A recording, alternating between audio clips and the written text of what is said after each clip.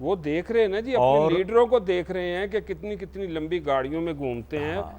हमारा तो फितना ही माल है, तो और हम सारे माल के पीछे लग गए। बात ये है कि ये लीडर जब आए आपके पास वोट लेने के लिए, तो आप ये इस बार नहीं मिलेंगे वोट, बस ठीक ये है, मैं आपको बड़ी अच्छी बात।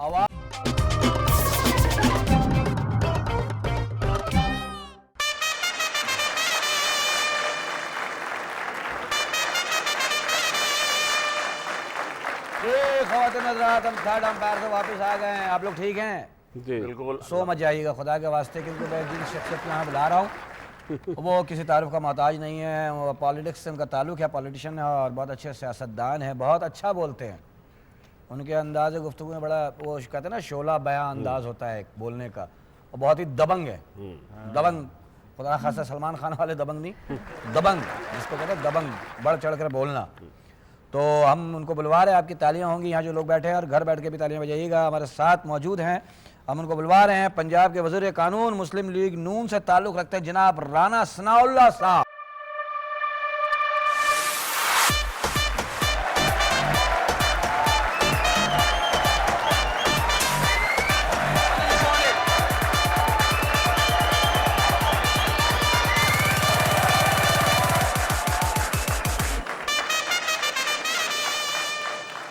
ख़वातीन हज़रात, जनाब राना सनाउल्लाह साहब, हम आपको खुश आमदीद कहते हैं हमारे शो हरी मिर्चें में।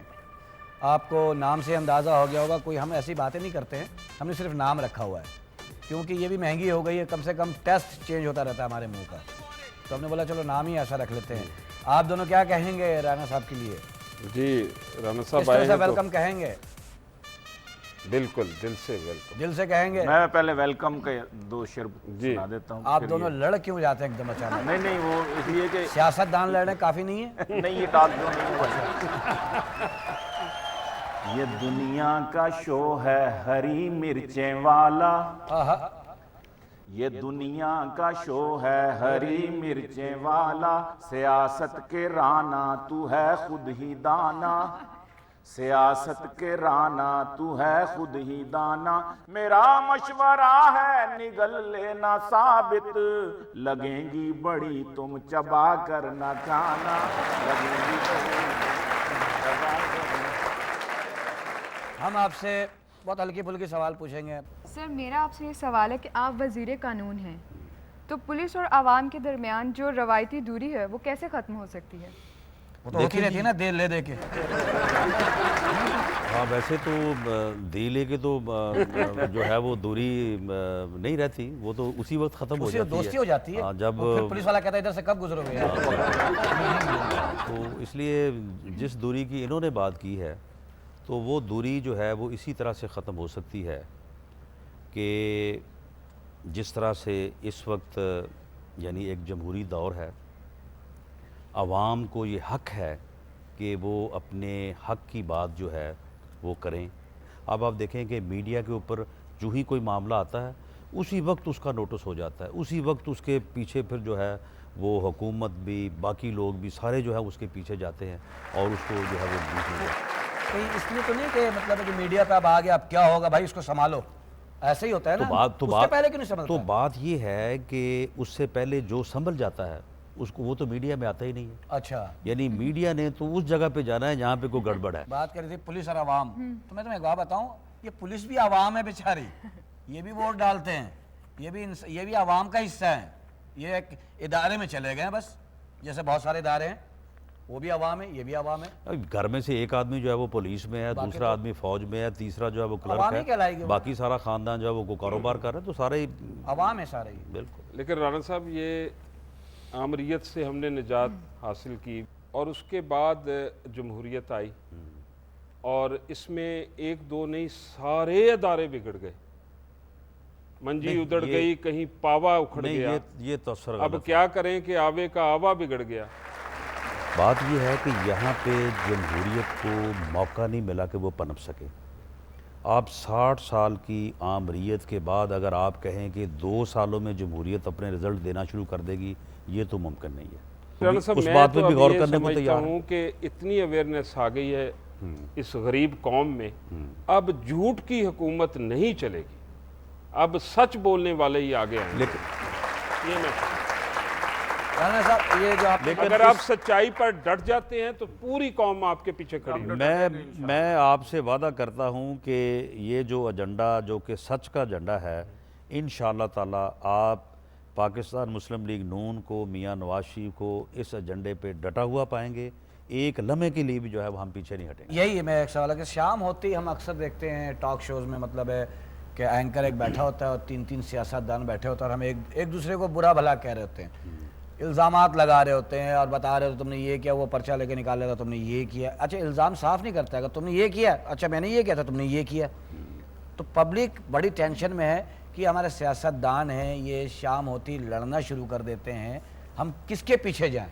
नहीं, ये लड़ाई अच्छी नहीं, चीज़ है, लेकिन मतलब ये बातें तरीके से भी हो सकती लेकिन हैं। इस चीज़ को इस तरह से भी आप कर सकते हैं कि वो सियासतदान लड़ना शुरू कर देते हैं या उनको कोई लड़वाना शुरू कर देता है।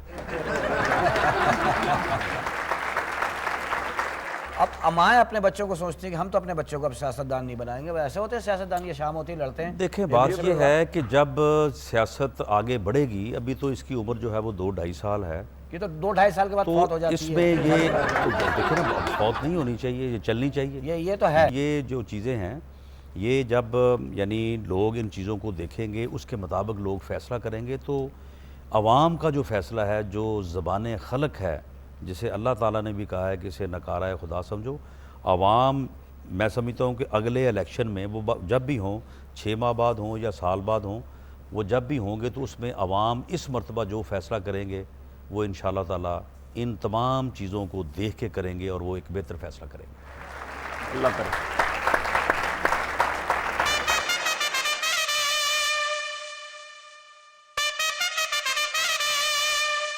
सर ये हमारे यहाँ का कानून है, अगर जब ये बच जाए उसके बाद सीधे थर्ड अंपायर के पास चला जाओ, अगर वो उसने कमर्शियल नहीं दिखाया ना सर, तो हमारे घर में चूल्हा नहीं जलेगा। ज़रूरी है वो और हम सब की मजबूरी है, तो हम आपसे जाना चाहेंगे थर्ड अंपायर के पास।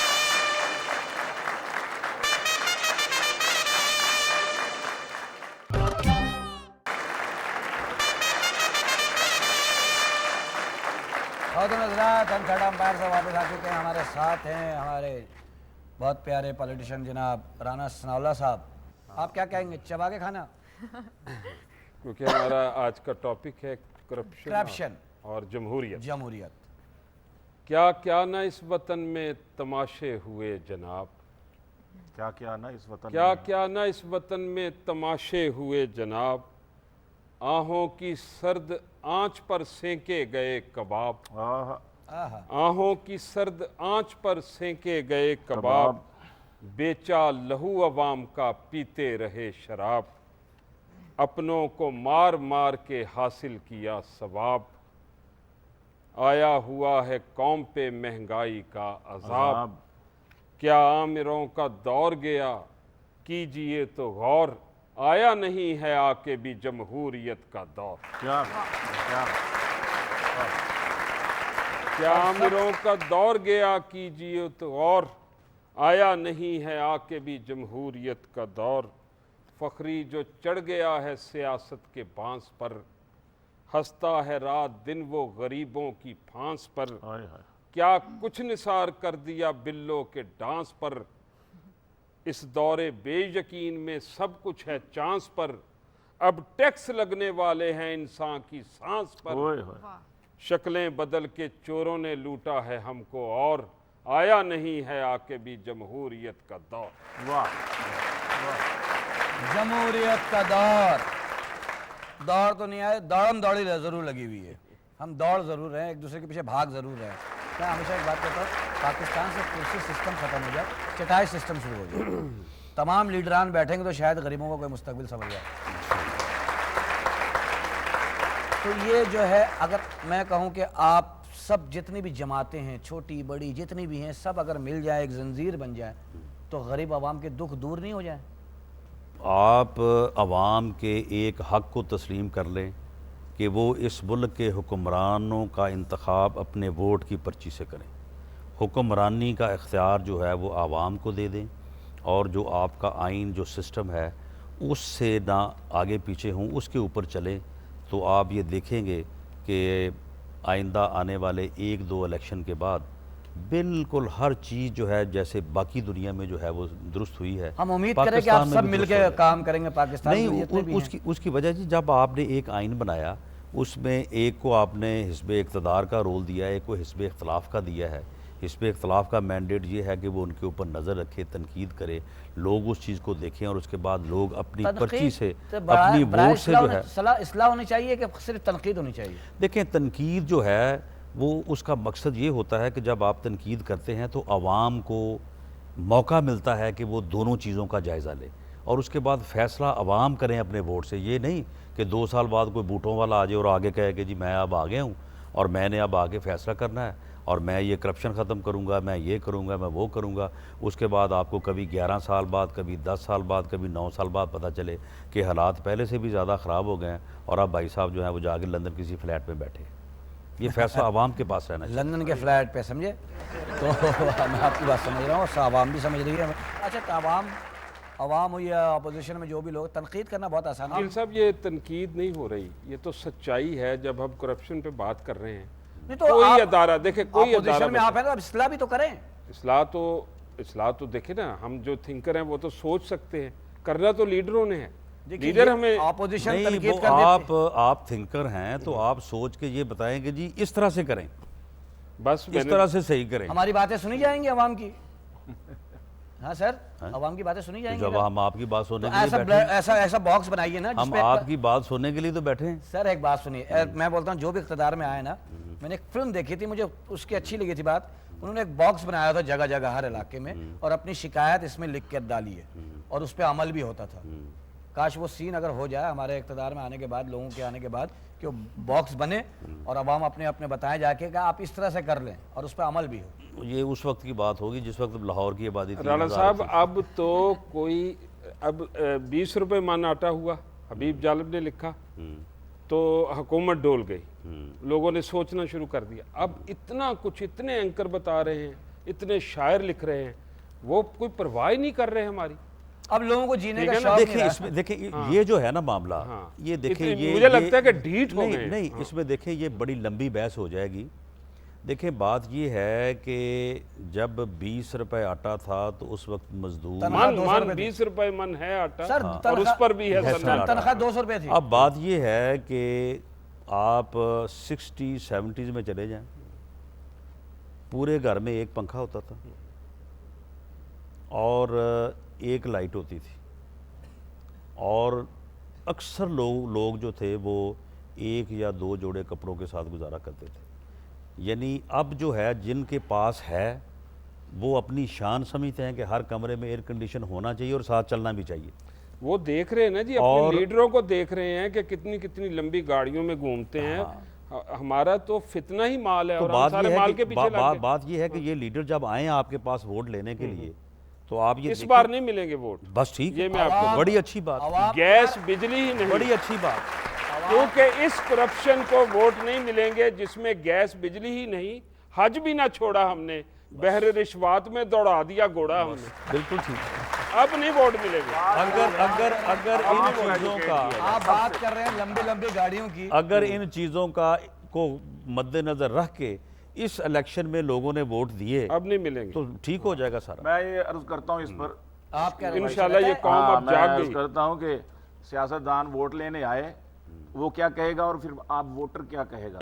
वोटर हाँ, सियासतदान पहले क्या कहते हैं, आके वोट लेने आया हूँ वोट लेने, इस बार तुमसे फिर मैं जमहूरियत की खातिर हक की पुकार बन के बागे वतन को अपने खून से निखार दूंगा, बरसूंगा गुलसिता में अबरे बहार बन के, बरसूंगा गुलसिता में अबरे बहार बन के, गाएंगी अंदलीबें करके मुझे मुखातिब, आए हो मेरी जिंदगी में तुम बहार बन के, आए हो मेरी जिंदगी में तुम बहार बन के, मेरे दिल में यूं ही रहना, क्या है आगे, तुम प्यार प्यार बन के। तो अब वोटर क्या कहेगा फखरी साहब, जी बिस्मिल्लाह। कि वोटर कहेगा कि तुम जितनी बार आए लूटा है तुमने लोटे, और तुम जितनी बार आए लूटा है तुमने लोटे, धोखा दिया हमेशा मतलब शियार बन के। दूंगा ना वोट अब मैं चाहे मुझे मनाने, चिमटा बजाते आओ आरिफ लोहार बन के, चिमटा बजाते आओ आरिफ लोहार बन के। पिछली तेरी करप्शन, पिछली तेरी करप्शन, मेरी नहीं भाई, और पिछली तेरी करप्शन भूला नहीं मैं अब तक। आए हो मेरी जिंदगी में तुम बुखार बन के, आए हो मेरी जिंदगी में तुम बुखार बन के। इस कौम के गले में जिल्लत का हार बन के, आए हो मेरी जिंदगी में तुम। अब ये जवाब मिलेगा इंशाअल्लाह।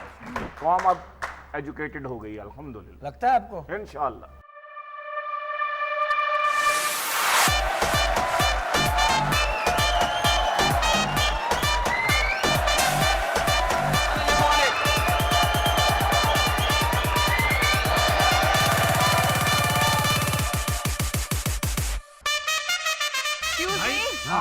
कहाँ? वोट डालने चले।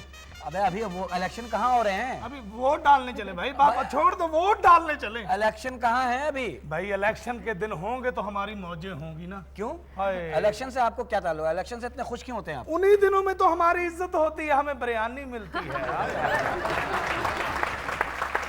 हमें बिरयानी मिलती है, हमारी इज्जत होती, बड़ी खातर तवाज़ा होती है। और जलसे में हमारे लीडर कहते हैं मैं आपका खादिम हूं, आप हमारे मालिक हैं। जलसे के बाद जो खादिम होता लैंड क्रूजर में जा रहा होता, मालिक कपड़े झाड़ता घर को जा रहा होता। बस क्या बताऊं, वोट डालने जाना है। अभी वोट डालेंगे तो काम बनेगा भाई। राणा साहब आए। मेरा तो राणा सनाउल्लाह साहब, ये मेरा मसला हल करेंगे। ये आवाम का हाल है। ये आवाम को बचा लेंगे, बड़ी मेहरबानी जी। आवाम को बचा ले किसी तरीके से, आप गरीब की तनख्वाह समझ के आवाम को बचा ले जनाब। आप जनाब, आप फैसलाबाद का लट्ठा समझ के बचा ले जनाब। आपको खुदा का वास्ता जी, आप और कुछ नहीं तो आप कुछ भी समझ के बचा, आप अपना वोट समझ के हमको बचा ले खुदा के लिए। वोट दिया आपने इस वक्त? ये तो हर साल देते हैं सर, आदत पड़ आपने गई। इस मर्तबा वोट दिया? हाँ जी, मैं तो हर मर्तबा ही वोट देता हूँ, बस वापस नहीं देते मुझे जनाब। तो वोट देते वक्त जो है हाँ जी, वो क्या सोच के दिया था वोट? मैंने तो सोचा था कि जी मेरे काम आएंगे, लेकिन वो तो वो- मेरे घर पे भी नहीं आ रहे जनाब। नहीं, जिसको वोट दिया था हाँ जी, उसके मुताल्लिक कुछ सोचा था? बस जी क्या बताएं, आवाम क्या सोचेगी सर? आवाम के तो आवाम आंखों में वही- सपने सजा जाते हैं वो। उन्होंने बात बड़ी अच्छी की है कि जिसको तुमने वोट दिया, हमको ये तो सोचना चाहिए ना कि हम जिसको वोट दे रहे हैं वो वोट इतने रख भी सकता है या नहीं। इनको तो नहीं पता चलता। राणा साहब आप कुछ करें खुदा के लिए, आपको आपकी मूंछों का वास्ता है जनाब। ठीक है, कुछ करें जनाब खुदा के लिए। मेरा कुछ करना नहीं तो मैं तो राणा साहब देखिए, पाकिस्तान बना, किसी के हिस्से में सूट आया, किसी के हिस्से में बूट आया, किसी के हिस्से में वडेरा शाही आई, किसी के हिस्से में जागीर आया, अवाम के हिस्से में गरीब फकत एक वोट आया, वो भी अपने पास नहीं रखते, आप लोगों को दे देते हैं। और मैं कसम खा के कहता हूँ, एक भी अवाम उठ के किसी से एक दिन के लिए मिनिस्ट्री मांगेगा ना, वो नहीं देगा। नहीं, मिनिस्टर जो है ना वो इतने ज़्यादा तो बनाए नहीं जा सकते। नहीं, ये एक अब दिन के लिए जैसे इन्होंने मांगे कहा है ना कि वोट अब इस मर्तबा लोग देखें, यहाँ पे वोट जो है बरादरी की बुनियाद पे भी दिए जाते हैं, पैसे लेके भी दिए जाते हैं, बिरयानी खा के भी दिए जाते हैं। बिरयानी खा के भी दिए जाते हैं। अब जो बिरयानी खा के वोट देगा बाद में फिर यही हाल होगा ना।